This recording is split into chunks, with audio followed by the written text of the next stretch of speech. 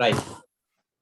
So we discuss the income statement, balance sheet, cash flow statement, and changes in equity. We are going to discuss with the annual report, right?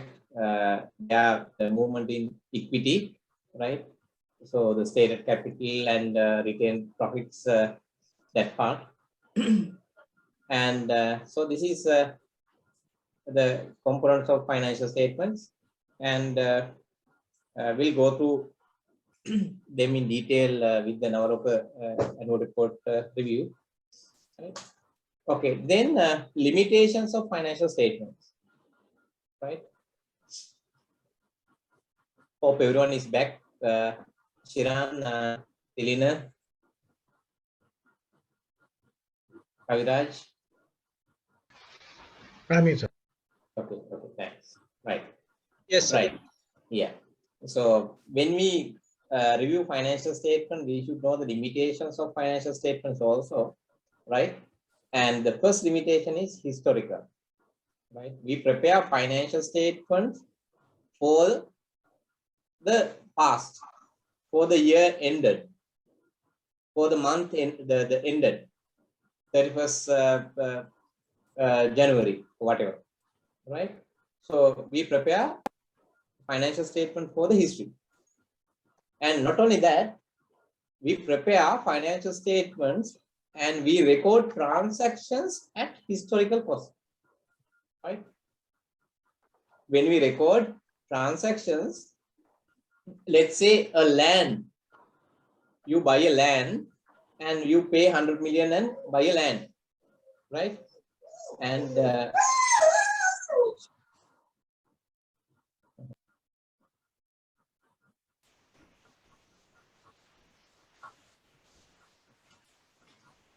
our dog is disturbing. Give me 2 minutes.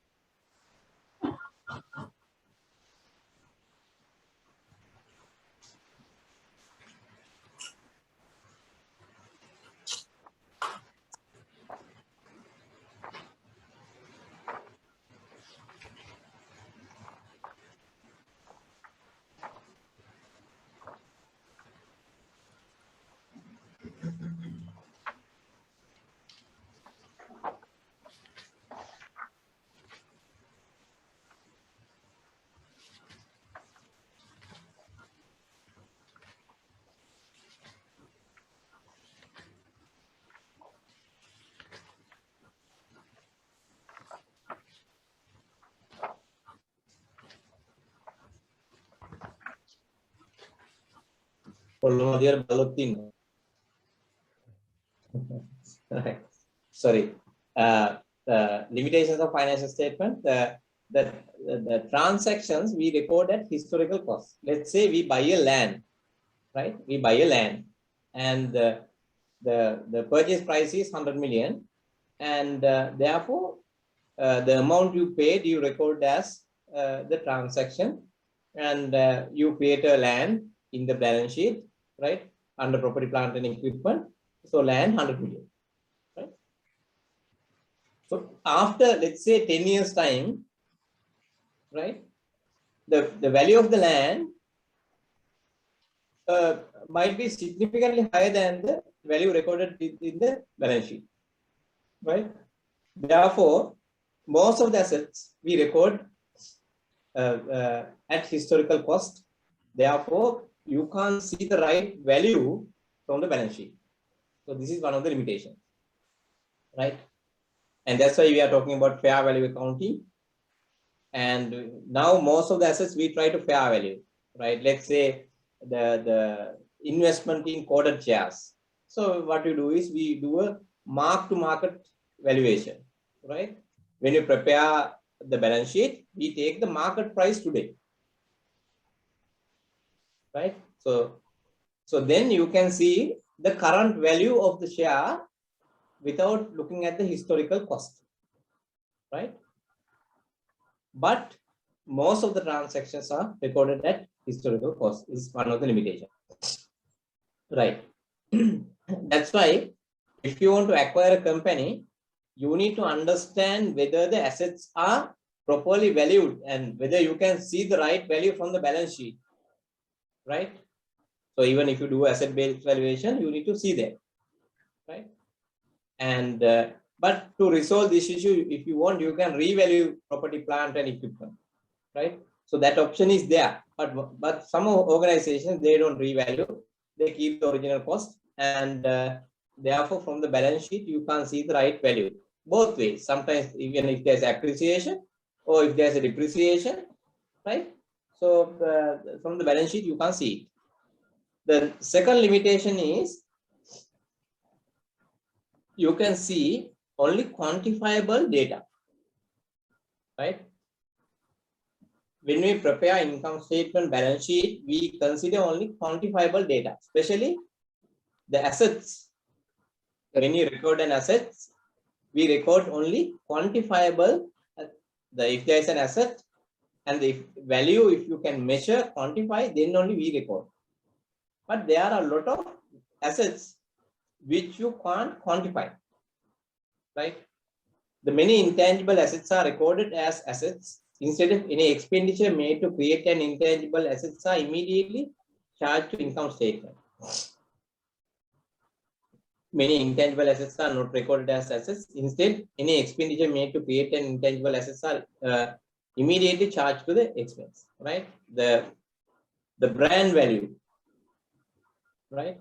The brand values, whatever the expenses you incur to develop a brand, you charge to income statement as an expense. Therefore, in your balance sheet, there is no asset as brand, right? Unless if there is acquisition, you can't see the value of brand or the asset in your balance sheet. So it's one of the limitation, right?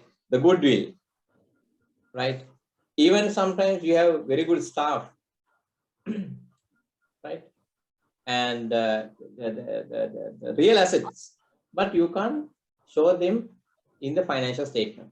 Why? You can't quantify the value, right? Therefore, from your balance sheet, you can see only the quantifiable data, right? Lot of other things. What are the qualitative factors that you need to consider in assessing value? Inflationary effects will not be considered with accounting, book of accounts. Yes, inflationary effects. Yes, yes. Next issue is that what are the qualitative factors? Basically the financial statement are given with a specific time frame. Okay. So that is a one limitation for that. Yes. Right. So there are a lot of qualitative factors. Like prediction is not given with the book of accounts. Yes. Another limitation. Yes. So there are a number of limitations. With the financial statement, you don't get a prediction. So what will happen to next year, you can't see from the financial statement. Yes. So there are qualitative factors other than these, right? So the experience of the staff, the tacit knowledge that they gain, right? Will it be the money measuring concept that the accounting has been deployed already, like the biggest resource of the company staff or the employees is not being mentioned in book of accounts? Yes. The main reason is we record only the quantifiable data. The things that you can quantify only, we are going to record. So even if you are asset, if you can't quantify, so then you can't record it, right? The third limitation is the impact of the inflation and other external factors are not reflected, right? So the inflation, the impact of the inflation, external factors. So especially these days, there are a lot of external factors affecting business of especially Sri Lanka and other countries, right? So due to COVID, and this is one of the external factors. And also foreign exchange issue that we are experiencing. It's another issue. So there is a negative impact to some of the businesses. And also some of the businesses, there is a positive impact, right? So those things you can't see from the financial statements. Therefore, when you analyze financial statements, you need to consider the external factors also, right? So that's why when you go through the annual report, so they start with the macroeconomy,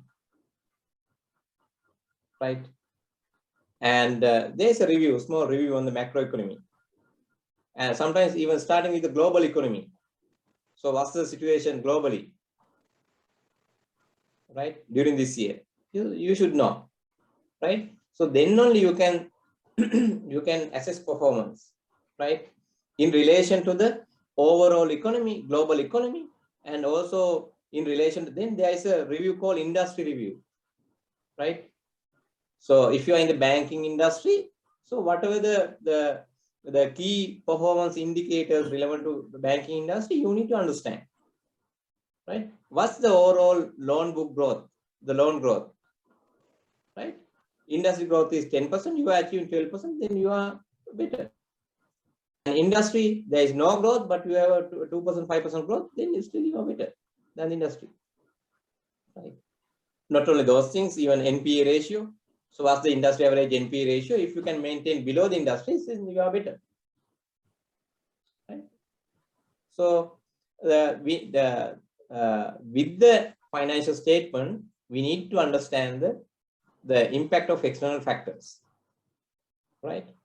So some businesses, COVID is an opportunity, as I told you, like Zoom, and even in some of the companies in Sri Lanka, those who manufacture gloves, surgical gloves and other things, right? This is an opportunity for them, right? The next limitation is the variation in accounting policies, right? So as I told you, when you prepare financial statements, we need to use accounting policies, right? So as a country, we have policies.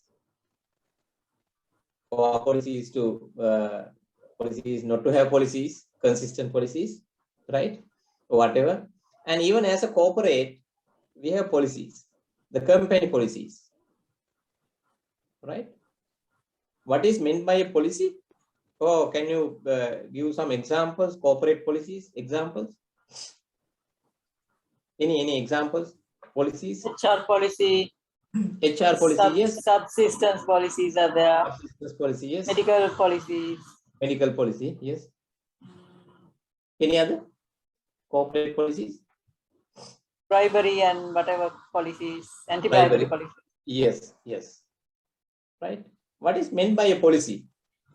Kind of discipline that the entity has to be follow each and every across the board. Yes. It's kind of yes. like a protocol for set of protocols or guidelines for you to follow, and that befits the organizational culture or whatever. Yes, yes, yes. Right. So there are policies in organizations, different policies, right? So if there are policies, right? So those policies guide you how to operate. So what are the limitations? What are the the let's say credit policy of a bank, risk management policy, dividend policy, right? So recruitment policy, promotion policy, right? And number of policies are there, right? It's a kind of a guideline. Even to prepare accounts, there are policies. We call it accounting policies, right? And policies are long term, right? Policies are long term, not short term. And also policies, when you apply a policy, you need to apply it consistently. The policies you need to apply consistently, right? And let's say you revalue your properties every 2 years. That's your company policy, right? So your company policy is to revalue properties every 2 years, right? So then irrespective of the market price, whether it's an increase or a decrease, you need to do the revaluation, right? Otherwise, there is no consistency in your policies, right? So sometimes some organizations, they change their accounting policies for their own benefits or to manipulate financial statements, right? So policy that you used last year, you change this year, right? The objective is to manipulate financial statements. right? Can they do it? Sorry? Can they do it like that? Change the policies 1 year to another year? Yeah, theoretically no, or technically no, but practically it's happening. It's happening, right? And even as a country, we have to have consistent policies, right?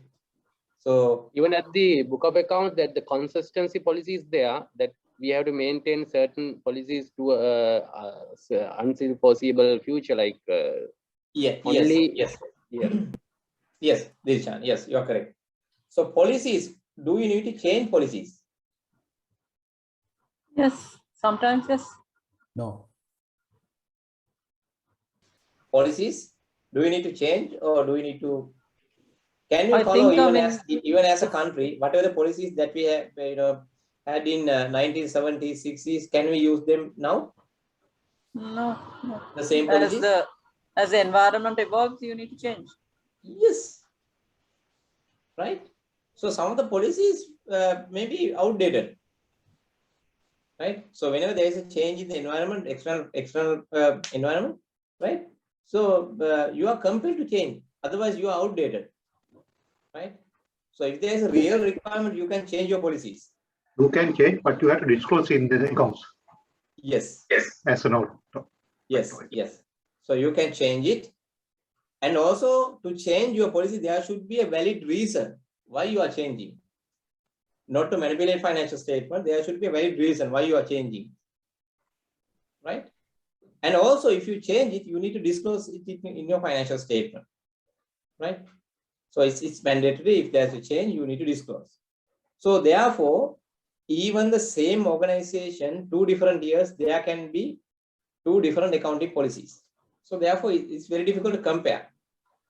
And even in the industry, different companies use different accounting policies. Therefore, comparison is difficult. So that's one of the limitations. And yeah, which we are going to discuss. Right? Accounting policies be technical.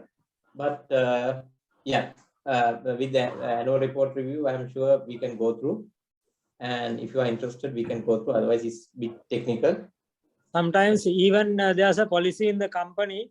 If there's a change in the government policies, anyway, it's compulsory to change the policies, right? Isn't it? Yes. Yes. Yes. Yes. As example, like ban on imports of motor vehicles, that Okay. importing companies totally they can't do anything. Yes. Yes. Yes. What you said is correct. Yes. Right.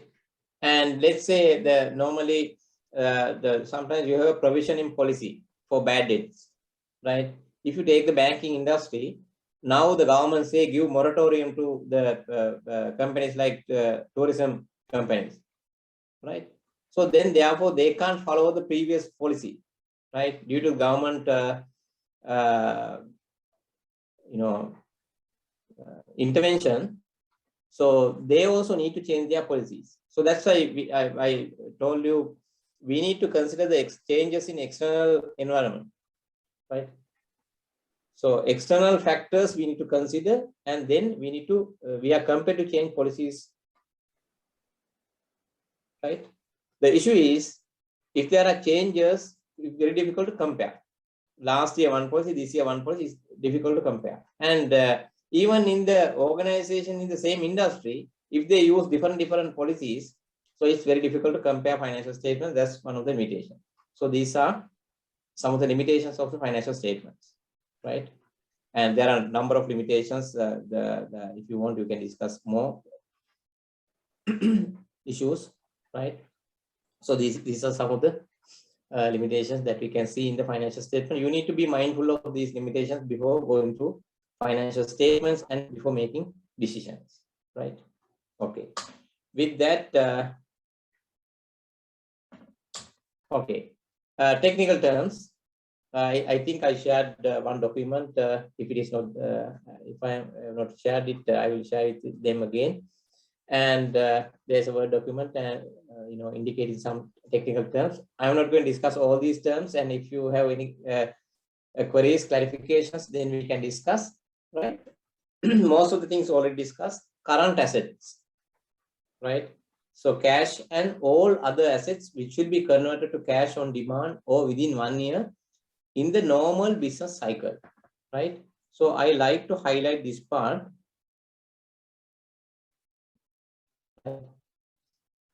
So within 1 year in the normal business cycle, right? So this is important, normal business cycle. The cash and other assets which will be converted to cash on demand or within 1 year, right? So all assets which you are going to convert to cash within 1 year called current assets. Current assets. But there is an exception.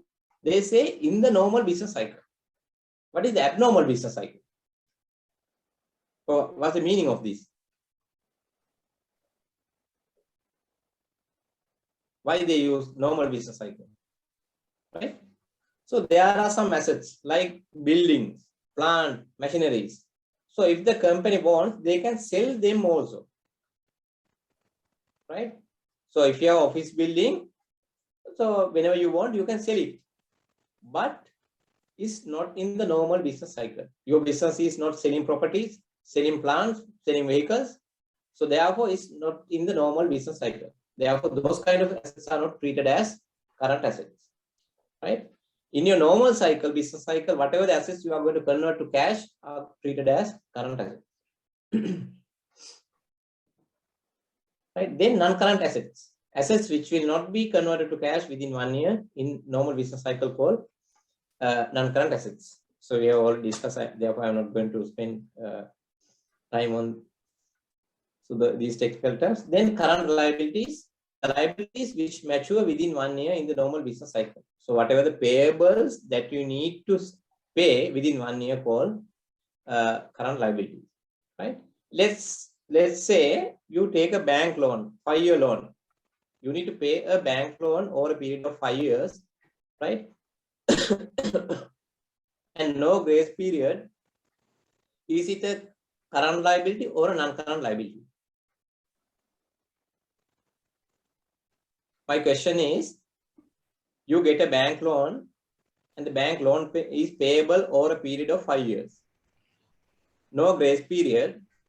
And so this loan is a long-term loan or a non-current loan liability or a current liability. Non-current liability. Non-current liability. Any other views? Any other views? Yeah. So even if you get a 5-year loan, right? So that loan, you need to settle over a period of 5 years, right? If no grace period, from the next month onward, you need to pay. So therefore, whatever the amount that you need to settle within 1 year, right? So you need to consider as current, and the balance part of the loan, you need to consider as non-current. Right? Is it clear? Same loan, 5-year loan, if it is payable within the next 5 years, so whatever the amount payable within next 12 months, you need to consider as current, and the balance portion as non-current. Generally, in the installment, there's a interest component and the capital. How do you calculate the capital? That is capital only, or the with the interest? With the interest. With the interest. So whatever the accrued interest, if there are any accrued interest, so the payable amount is with the interest. Yes. Right. Let's say there's a loan and you didn't pay, and whatever the interest and the capital, the principal amount or the capital, both you need to pay. Right. Okay. Did not get clearly. So it means, say, 500,000 loan, and we have to pay in 5 years. Each year 100,000 like. So how do we have to mention that in the balance sheet that it's long term 500,000 or 100,000 current, and the balance 400,000 as long term? Okay. Yeah. What's your loan amount? 500,000 for just example. 500,000. And you need 5 years. 5 years. Payable. 100,000. Say 100,000 per year. 100,000 every year. Yes. Okay. So the first year 100,000 is, let's say you get the loan now, and immediately you need to consider you need to record 100,000 as the current liability. Yeah, current liability. So let's say end of the month you don't pay the interest and the capital, let's say due to financial difficulties.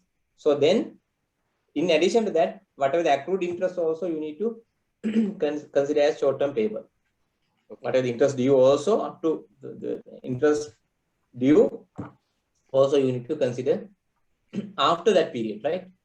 Not before. Okay. Yeah.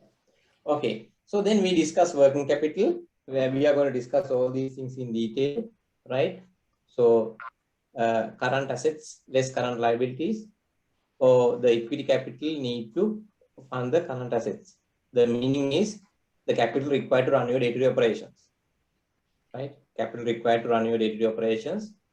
And, just to discuss the technical term, right? So this is a big area which we need to discuss in detail, working capital, right? Equity, shareholders fund, or stated capital plus retained earnings and reserves. We discussed, right? Equity, shareholders fund, and so equals to stated capital, retained earnings and reserves. Then profitability, the ability of the business to earn profits. Liquidity, ability of an organization pays liabilities as and when those fall due, right? So if an organization can pay its liabilities as and when they fall due, so we call that organization is liquid, right? So whether they are dues, they can settle. If they can settle, we say this company is liquid. Otherwise, they are having a liquidity issue. Sorry. Yes. Then accounting concepts or accounting principles.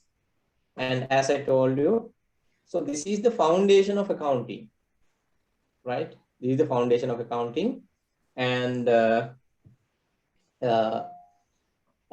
very useful.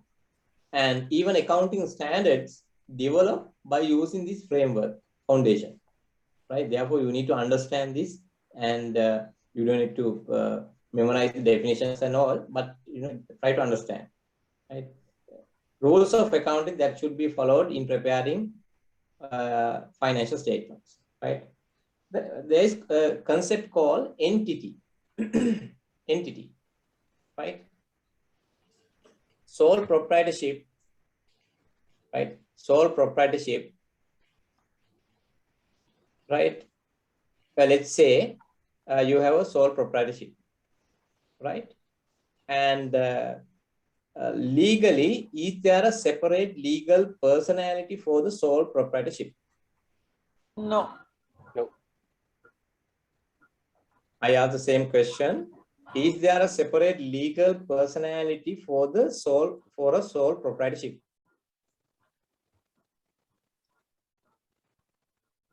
Huh? No. No. No, I say no. No. Okay. Then I'll put it in a different way. Simple language. Let's say if you want to take legal action against a sole proprietorship, can we take legal action against a sole proprietorship? You will take it against the owner. Yeah. We can. Sorry? Yes, We can take the action against the owner. Against the owner. Yes. Owner. Yes. Not against the business, Yes. but against the owner. Owner. Yes. If it is a limited liability company, Yeah, we You can take take it against the the company. yes. So if it is a limited liability company, so in law we say there is a separate legal personality for the business, limited liability company, right? If it is a sole proprietorship or a partnership, we say, so they don't have a separate, or the entity doesn't have a separate legal personality. Therefore, if you want to take legal action against the business, you need to take legal actions against the proprietor or the owner of the business, right? And also, if it is a partnership, you need to take legal action against the partners, individual partners, not against the partnership, right? But if it is a limited liability company, if you want to take legal action against commercial bank, you can take legal action against commercial bank, right? So if you want to take legal action against HNB, you can take action against HNB, not the action against the shareholders, right? You don't need. When you say HNB, the board of directors are responsible, no? No, no. Right. Right. So, you know, as a person, if you want to take action against me, you can take action against me and you can file action against me, right? Why? I have a personality, right? Even for a corporate body like limited liability companies, so they have a separate legal personality. Therefore, we don't consider the owners, we don't consider the directors, we take action against the company, right? So we take action against the company, not against shareholders, not against the directors, right? If it is a proprietorship or a partnership, we can't take action against the company or the proprietorship or the partnership. You need to take the action against the owner or the partners. Individual partners, you need to file action against individual partners, right? However, in accounting, there is a concept called entity. The organization is differentiated from owners, right? Sole proprietorship, right? Sole proprietorship.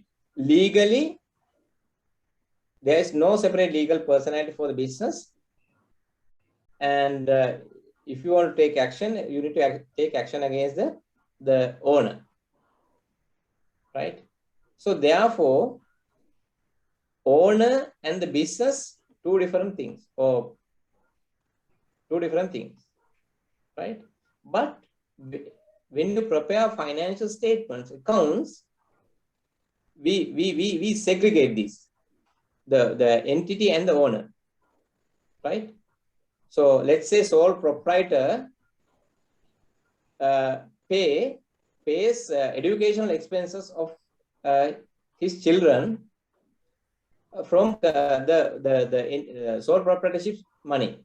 By using sole proprietorship money, he pays the educational expenses of the children, right? Let's say business is running a hotel, right? Sole proprietorship hotel, right?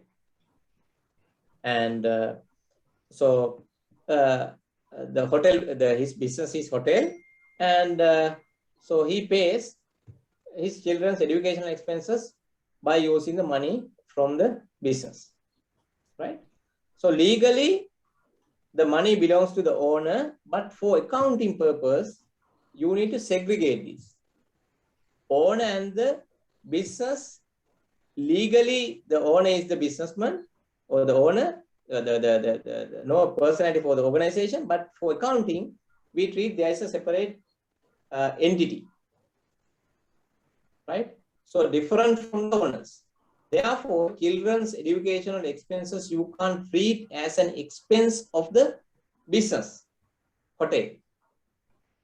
So we treat it as a drawing by the owners, right? It's personal use by the owners. Therefore, when you prepare financial statements, you need to segregate or you need to differentiate owners from the business, right? So owners' personal expenses, domestic expenses, we don't record as business expenses, right? It's called entity concept. So we record only transactions relevant to the business, irrespective of the legal form. Boundaries. Yeah. So the next one is called going concern, right? And the organization will be in existence for the foreseeable future. When you prepare financial statement, this is a fundamental accounting assumption. So this is one of the fundamental accounting assumptions. And we assume that the organization will continue at least for next 12 months, right? So this is a fundamental assumption. Why I say this is a fundamental assumption?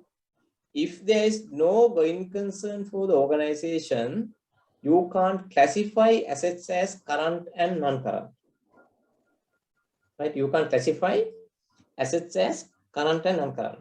Also, you can't classify liabilities as current and non-current. If there is no going concern, all liabilities become current liabilities. All assets become current assets. So therefore, when you prepare a financial statement, this is a fundamental assumption. If there is no going concern for the organization, we need to follow a liquidation approach, right? So all the assets and liabilities we need to record at the realizable value, not at historical cost, not at any other value, right? So you need to record them at the realizable value, right? And all assets become current assets. So therefore, this is one of the assumptions. And also, so this assumption should be validated by the directors, right? So when you prepare financial statement, directors need to validate this. So whether there is a going concern for this organization, whether we can continue this business for 1 year, right? So if there is no going concern, you need to change your accounting, right? No current, non-current assets, no non-current liabilities, all assets and liabilities become current, right? So therefore, first you need to validate this assumption. And so auditor, so if it's a company, your financial statements are audited, the auditor need to validate this assumption, right? Whether this assumption is reasonable, they need to validate, right? If there's a doubt on the going concern assumption, so they need to mention, they need to emphasize it in their auditor's report. So if let's say a loss-making company, last 3 years, the company has been incurring losses, right? And there's a reduction in the owner's capital, equity capital, right? So then the auditor need to emphasize that in their auditor's report, saying that there is an issue like this for the readers of the financial statement, right? So therefore, going concern is also an important assumption, and you need to prepare financial statement by using this assumption. And if there's a doubt in this going concern, so you need to mention it in the financial statement. And I think you all know about serious loss of capital. So in the Companies Act, there is a term called serious loss of capital. Are there any lawyers in this class? Any legal professionals? Okay, right. So so if a company incur losses, then the capital, let's say stated capital, over a period of time due to losses, so the stated capital eroded, right? So some companies are there, their net worth is negative, right? So if a company's net asset is less than 50% of the stated capital, right, we say there is a serious loss of capital, right? I will repeat it. If a company's net assets, right, let me use the Excel sheet, I think then it's easy.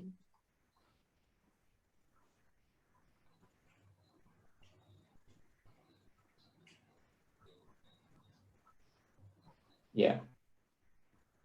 So one request from, so please use the right name when you join the class. Don't say Samsung, right? So I'm sure we don't have, people from Korea and right. So okay, right. Yeah, let me use the Excel sheet, then it's easy for me.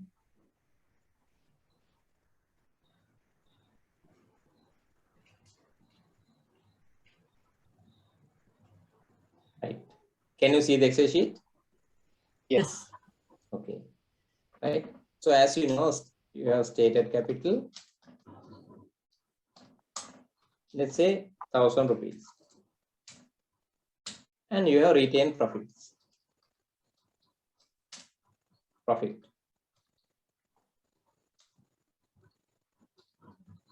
Or loss. Right? Sometimes you have profit, sometimes losses. And if there's a profit, so this is your equity, total equity. Total equity, this plus this. Is it clear? Right? Stated capital 1,000 rupees, retained profit is 500, therefore total equity is 1,500. Right? So this is there's a going concern for this organization. This is good, right? This is a good company. Second company,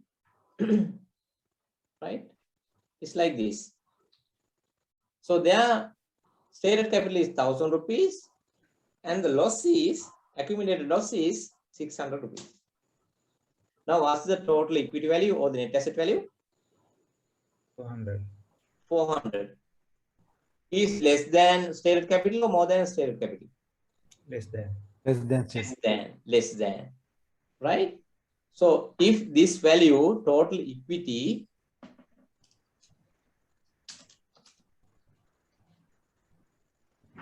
right,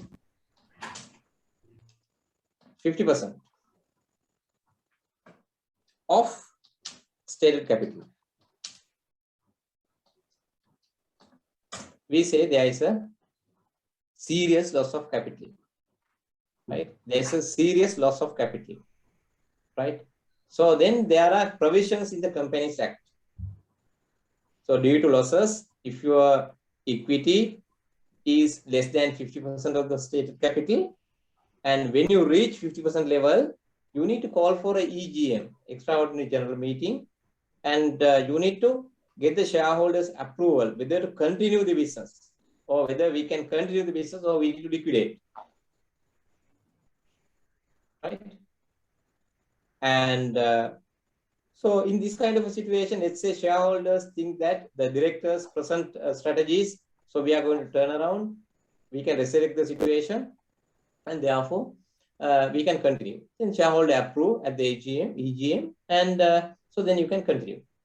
So in this kind of situation, auditor need to highlight this. So the company's stated capital is this, and the equity value is this. Therefore, due to losses, there's a serious loss of capital, and this issue is there, going concern issue, right?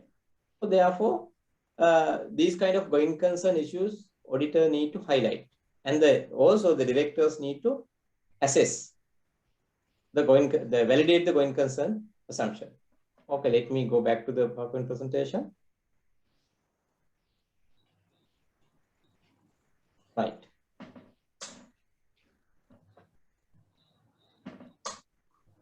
Then another accounting concept called prudence, we call conservatism. Don't overestimate income, right? So this is a very important one. Don't overestimate income, right? And assets, right? Please read this carefully. Don't overestimate income and assets. Don't underestimate expenses and liabilities, right? Income and assets, good or bad for organization? Income and assets, good or bad? Good. Good. Don't overestimate good things. In other words, income and assets are good. Don't overestimate good things, and don't underestimate expenses and liabilities, good or bad? Yes. Bad. Don't underestimate bad things, right? So as per this principle, don't overestimate good things and don't underestimate bad things, expenses and liabilities, right? So let's take one example, right? And let's take these cases. Bad debts, right? You need to provide for bad debts. And why you provide for bad debts? Why you provide for bad debts? We thought we will not be in a particular period. We will not be able to recover them, and Okay. with that the profit will be shown more. Therefore, we said we will deduct and we reduce the expected profit level to a certain achievable level. Okay, okay, okay. So whatever the amount you provided, 100% you need to write off. It Let's say you cannot be provide for bad debts, collected. right? Yeah, we need to write off it. If it 100%. cannot be collected, whatever can't be collected, you need to write off. Yes, yes, yes. So you highlighted the important point. Whatever the things you can't, if you can't collect, right? So therefore, there is a doubt, right? There's a doubt. Sometimes I can collect, but there's a probability for bad also. Yeah. So sometimes we can't collect, sometimes we can collect, right? There's a probability, right? So all the bad loans you provide for as bad debts, I don't think that you need to write off. Sometimes you can recover, collect, right? Why you provide for this? Don't underestimate expenses, right? So bad debt is an expense, and also debtors is an asset. Don't overestimate assets, and don't underestimate expense. So therefore, by using this, we provide for bad debts, right? We provide for bad debts, right? Let's say company A, please listen to me carefully. Okay, let's use the Excel sheet, right? Can you see the Excel sheet? Not yet. Now, okay. Yeah, okay, right? Company A,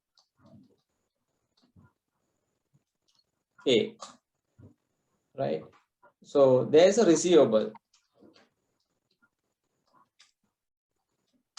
from company B, right? So there's a receivable in company A's books, and let's say 100,000,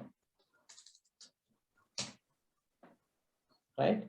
So there is a receivable of 100,000, and company A, the company B need to pay this, right? Receivable from company B. Then company B's books, this is a payable.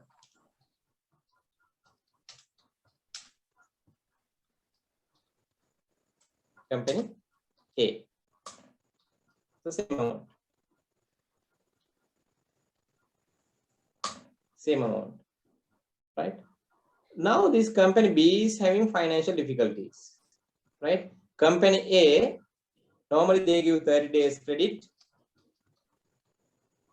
and so now after selling, 30 days gone and 60 days gone, and after 90 days time, right? So they say we need to provide for this, right? So they say we need to provide 50% of this as bad debts in 90 days. As per the company policy, they say if the outstanding is more than 90 days, we need to provide for 50% bad debts, right? So therefore, they provide 50,000 as bad debts, and they show the net amount as receivable, right? Let's say this is a listed company, and they prepare financial statements. So this is the net amount after provision, right? Net amount after provision, 50,000. And they prepare financial statements, and the company B also, so they can access their financial statement. They realize that this company provided 50% for bad debts, right? So therefore, can they write back this 50,000 of this, 50% of this?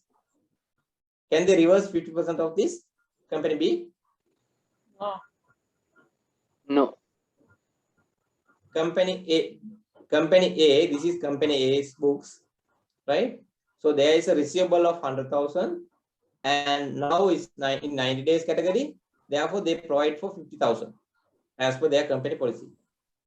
Company B, can they reverse 50,000 of this as income? Can't. Can't. Yeah. Why is that? Prudence. They can't understand the payment. Yes.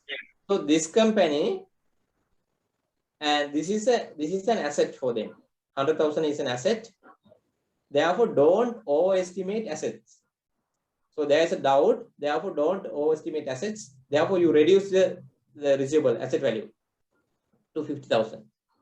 Can they reverse this as an income? No. Why? Don't overestimate or don't underestimate liabilities. These are liability in their books. Company B's books, these are payable. So therefore, they can't reverse this. Even if company A provide for this, so they can't reverse this. Right? Same case, this is called prudence, conservative. Right? So that's why finance and sales and marketing, sometimes there are issues. So finance team, they come and say, we need to provide for this.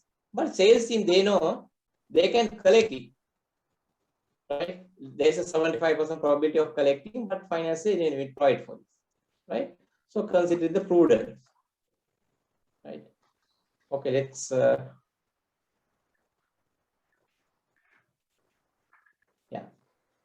legal cases also same. Legal cases also same. Let's say company A take legal action against company B. Right? Sorry? Yeah, in the previous example, Okay. by the B company at the end of the year, like how does it show like the 50,000? No, company B, they need to show 100,000. They can't show 50,000. It's a payable for them. Don't underestimate payables, liabilities, and expenses. Therefore, they can't reverse it. Basically, you can't write back liabilities. Yes. You can't write back liabilities. Right? So we provide for bad debts, bad and doubtful debts. Right? We say doubtful. Right? It doesn't say that there's no 100% probability of losing money. Right? There's a probability. Let's say if the probability is more than 60%, you provide for doubtful debts. It's prudence. Right? So let's take the legal action case. The company A take legal action against company B.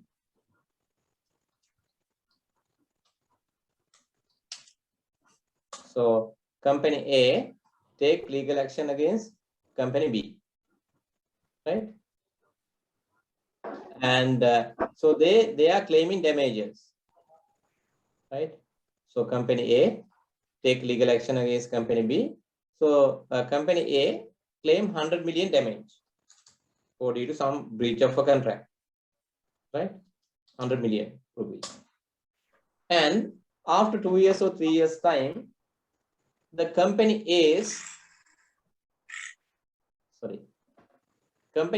lawyers, they say there is a 95% probability to win the case.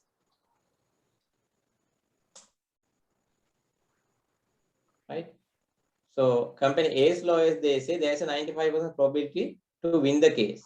So can they recognize this 100 million as an asset or receivable? No. No. And also the company B's lawyers, they say there is a 75% probability to lose the case. Do they need to provide for this? Yes. They have to. Yes. Why? Prudence. Let's say this company provide for 75%, right? Let's say 75 million. Now, can they recognize this 75 million as an income for this company? No. No. Why? Don't overestimate income and assets. Don't underestimate expenses and liabilities. Right? Okay.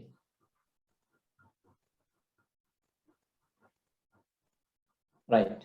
So then impairment of non-current assets, right? Like investment in subsidiaries, investment in associates, right? And if there is a reduction in the realizable value, you need to provide for them. Sometimes it might be a temporary reduction, right? So sometimes you can turn around that business. Maybe due to COVID situation, there is a reduction, but you need to provide for to be prudent, right? So the next one is called accrual. Income or expenses are recorded as and when earned or incurred irrespective of cash receipt or payment, right? Accrual, income or expenses are recorded as and when earned or incurred irrespective of cash receipt or payment. So I have explained this.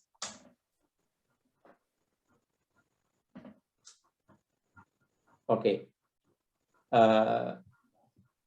Yeah, any questions? Any questions from the things that we discussed?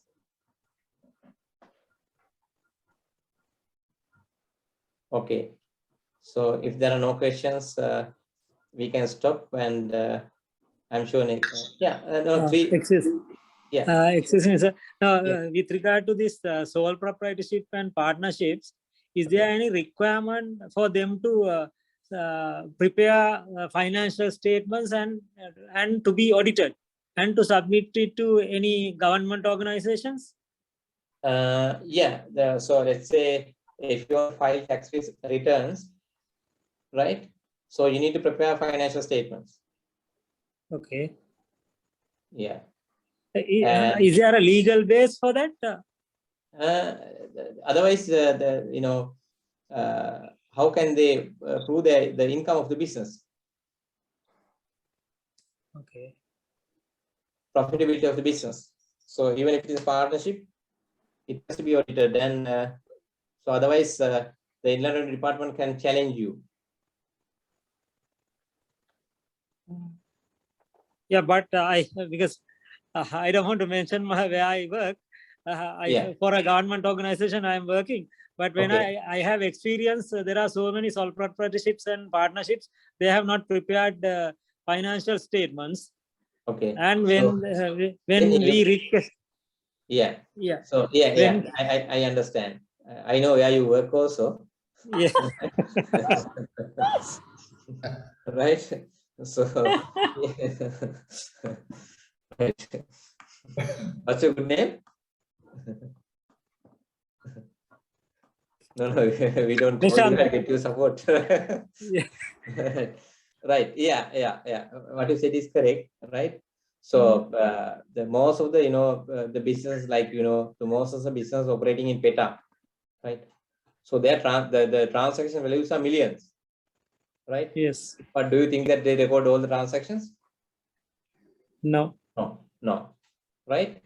And so then let's say if the Inland Revenue Department want to take action against them, so you need to find other ways, right? So they can go through the bank statement, they can go through their, let's say, assets and liabilities, and how they earn this money. They need to prove by looking at their expenses, loan repayments. You need to take some other ways and take action, right?